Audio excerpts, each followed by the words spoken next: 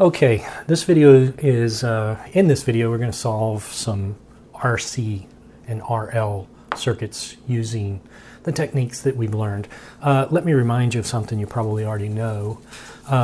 Any circuit can be reduced down to a Thevenin or Norton equivalent. Okay. Now, once you know those equivalents, you can treat this inductor or this capacitor as the load, and we've got a situation where we've got one inductor, one resistor. Now this, if we have a source there, it's going to be a step response. If the source is not there, it's going to be a natural response. But the general solution applies for all of these circuits that you see here. We saw that all of those circuits have the same general equation of state. This is the natural response for the RL and the RCs. This is the step response for the RL and the RCs. You've seen this sheet before. And all of them have this as the general solution. So we're going to take that approach and we're going to solve some RL and RC circuits. So let's get started. We're going to solve one that's going to be RC first. So here's the circuit.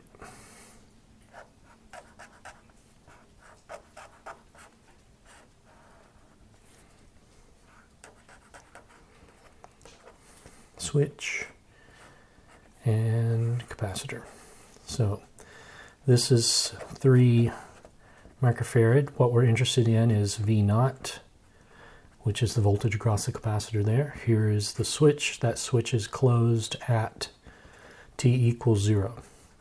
10 k ohm resistor there, 40 k ohm resistor there, 20 k ohm, and we're going to have a voltage source, and that voltage source is equal to 6 UT volts, like that. Okay, so before T equals 0, it's 0, but at T equals 0, it's 6 volts. At the same time, that switch is closed. So this is kind of redundant, but nevertheless, we'll work it out this way. All right. Let's also suppose, let's say that this is the case. There's already a voltage on the capacitor. So V naught at 0 is 1 volt. Okay. So our job here now is to find V naught for all times. All right. So to approach this problem, we can't really combine resistors here easily. So what we're going to do is we're going to find an RTH and a VTH. And when we do that, we're going to set it up so that we've got one of the situations in that previous slide. Let's find RTH first. And this is going to be real easy. The capacitor itself is the load. So imagine that these are the terminals here. And to find RTH, it's just going to be remove the source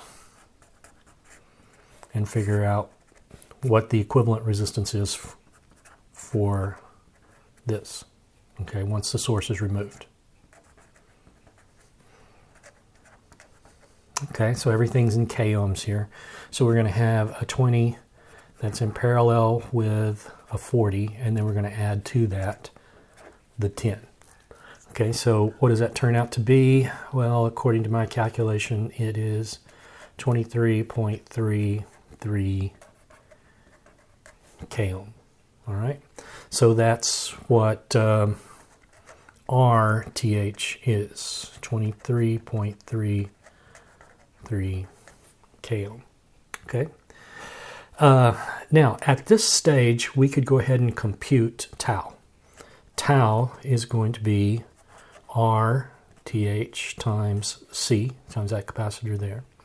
So that's going to be 23.33 times 10 to the third ohms times C, which is 3 times 10 to the negative 6 farads. Multiply those together, you end up with 0.07 seconds. Okay. So that's 7/100. So 1 over tau is going to be 100 over 7. All right. That may be handy to us later on. Okay, now we can find VTH. Okay, and to find VTH, we go back to this original circuit here.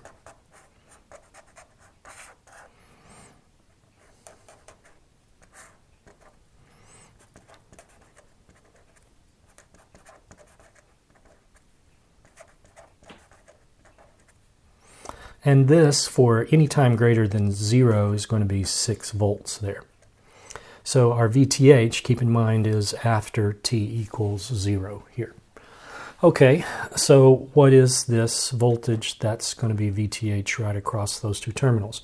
Now this is the open circuit condition, so you're not going to have a current flowing through the 10K ohm resistor here. If there's no current flowing through it, then there's no voltage drop. So effectively, you can ignore that resistor.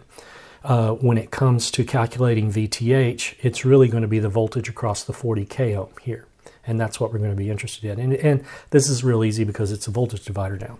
So VTH is going to equal 40K over 40K plus 20K times 6 volts. And I believe that that turns out to be 4 volts. Okay, so that's VTH.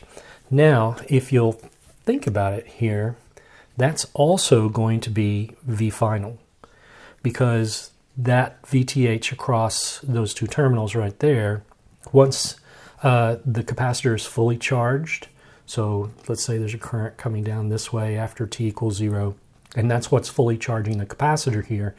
After a long time, that current's going to die down because the capacitor becomes fully charged and there's going to be no more current here. And if there's no more current, well, then we've got this situation. There's no current flowing through the 10K, and VTH is going to be the voltage across the 40K. So V final here is going to be the voltage across the 40K. So VTH is 4 volts. But that's also V naught final is 4 volts, like that. Okay, so I think we've got everything we need to now just plug it in to the, the general equation. So V naught of t is going to be V final plus V naught initial. That's V naught final, I should say, minus V naught final times e to the negative t over tau.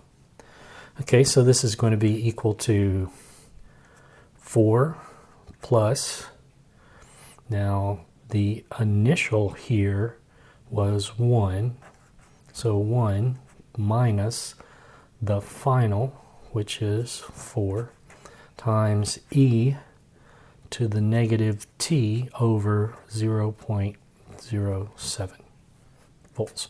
Okay, reducing that down a little bit more, that turns out to be 4 minus 3 e to the negative. Now you take that, that's going to be 100 over 7.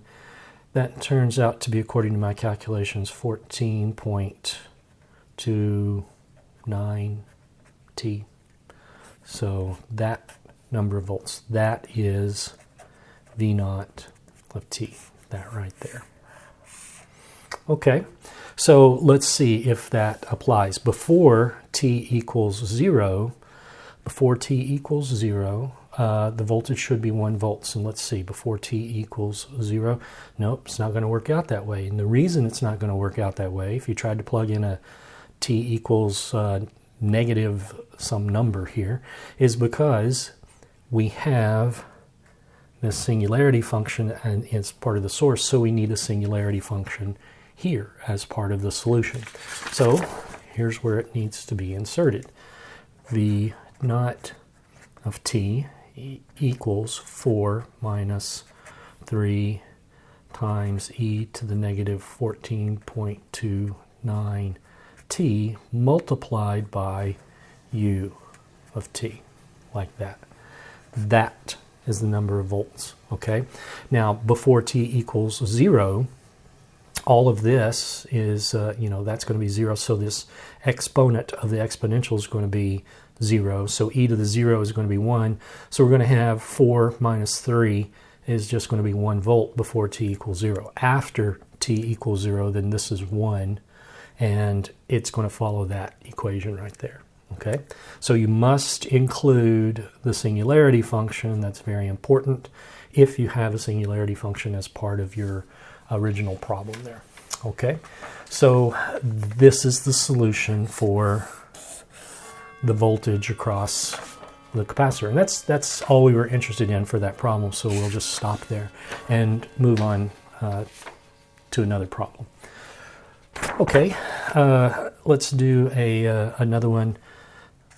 Here is a current source, resistor in parallel with it, and then inductor here. Let's say this is a 0.5 Henry, so 0.5 Henry. This is 4 ohms, and this is I sub s, and I sub s is equal to 5 U minus T plus 10 U of T. Okay, now that's in units of amps, so let's look at this first and figure out what it's saying here. Before T equals 0, then this one is active. So let's say if T is negative values, this one is going to be 0. But if T is negative values, this one is actually going to work here. So it's going to be 5 amps. I sub s is going to be 5 amps for all times prior to T equals 0. But at T equals 0, then this one shuts off and this one turns on. So it jumps instantaneously from 5 amps to 10 amps at T equals 0. That's what's going to happen here with that. Okay, so we need an approach to this one. What do you want to do? Let's do what we've always done up to this point, and we know the general form of the solution. It might help us to know what we're after here. So I'm after I. That I right there is going to be the current through the inductor, and I want I for all times here. Okay, I know the general form of the solution is going to look like this. I final plus I initial minus I final times e to the negative t over tau. So that's the general form of the solution there. This circuit may not look exactly like something you've seen before, but it is essentially a Norton equivalent there. Getting RTH and VTH is pretty straightforward. So let me show you that this could easily become that. Okay, where that's 4 ohms and this is VTH and this is still the 0.5 Henry right there that we're interested in. So RTH is 4 ohms. That was real easy. Okay.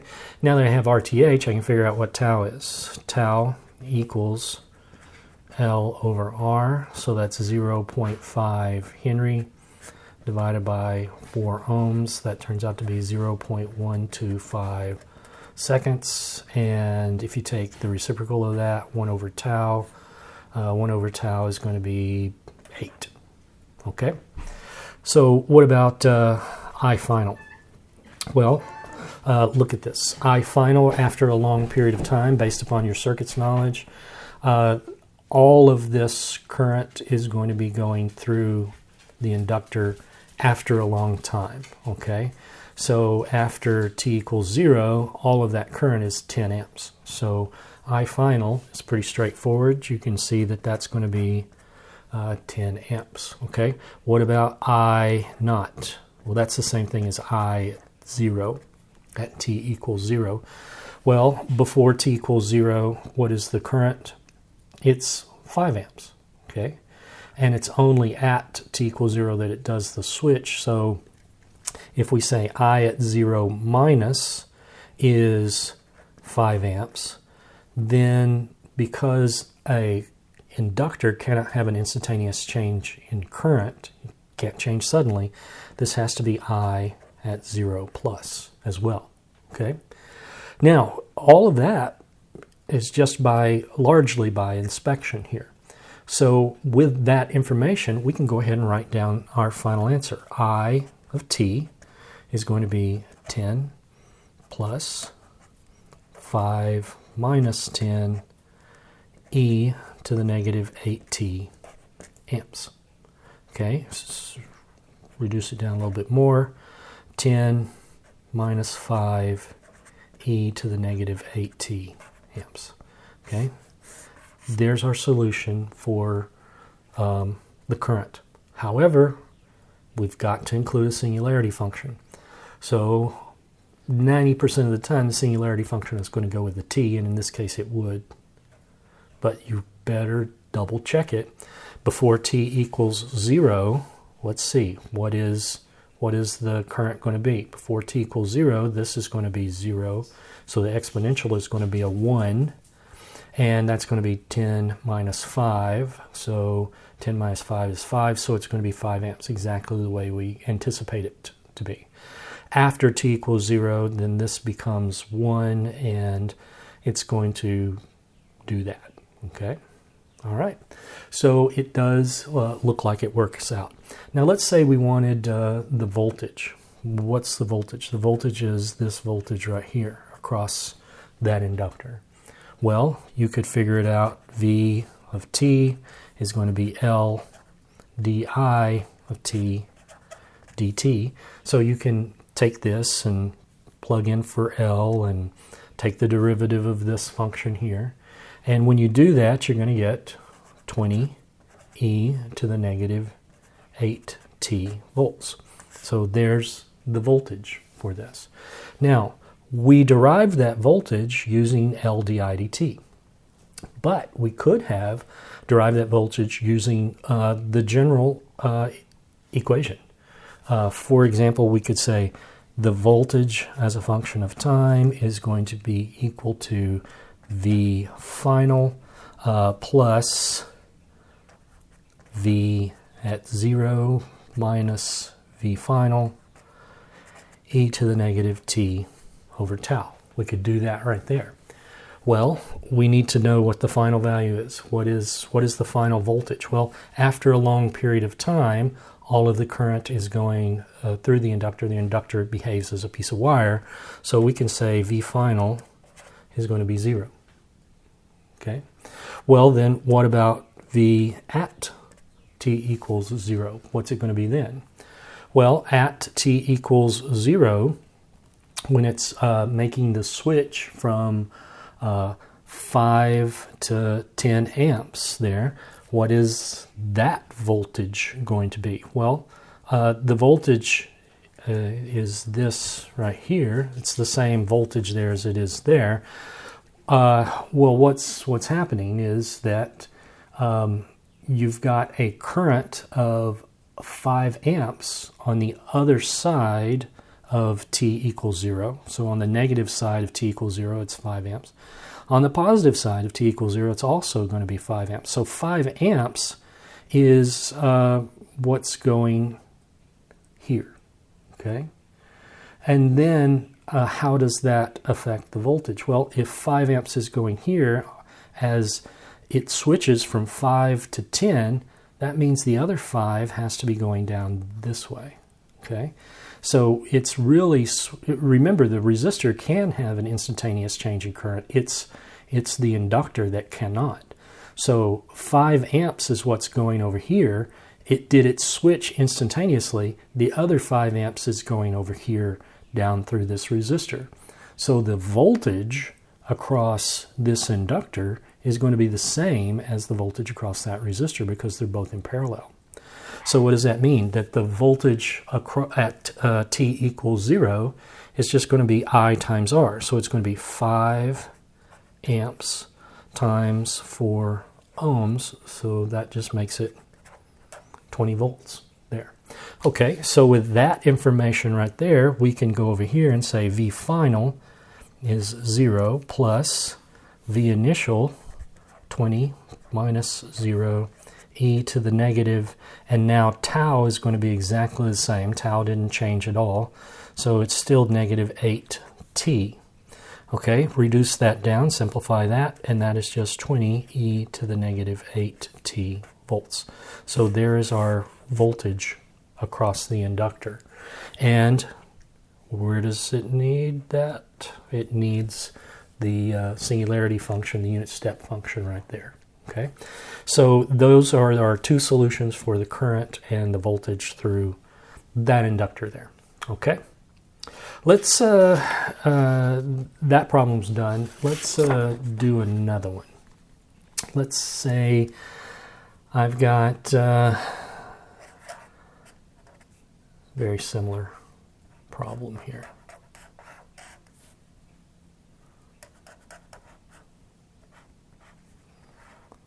Except there's a capacitor. 0.25 farads. I'm interested in the voltage plus minus across that capacitor.